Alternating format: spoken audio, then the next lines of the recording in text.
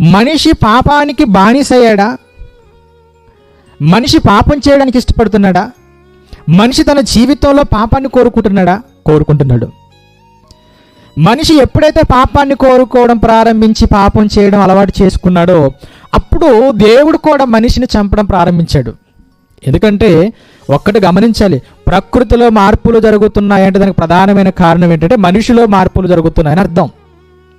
మనిషిలో ఎప్పుడైతే మార్పులు జరుగుతుంటాయో అప్పుడు ప్రకృతిలో మార్పులు జరుగుతుంటాయి. మనిషి ఎప్పుడైతే ప్రమాదకరంగా మారుతుంటాడో అప్పుడు ప్రకృతిలో ప్రమాదాలు జరుగుతూ ఉంటాయి. ఇవి ఎప్పుడు కూడా మనం గమనించుకోవలసినటువంటి ప్రాముఖ్యమైన విషయాలు. ఏంటి ఆ ప్రాముఖ్యమైన విషయాలు?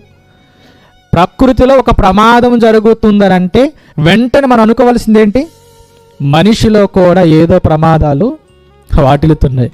మనిషి ఎక్కడో తప్పు చేస్తున్నాడు. మనిషి తప్పు చేయడం దానిని బట్టే ప్రకృతి తిరగబడుతుందనే సంగతి మనం మర్చిపోకూడదు.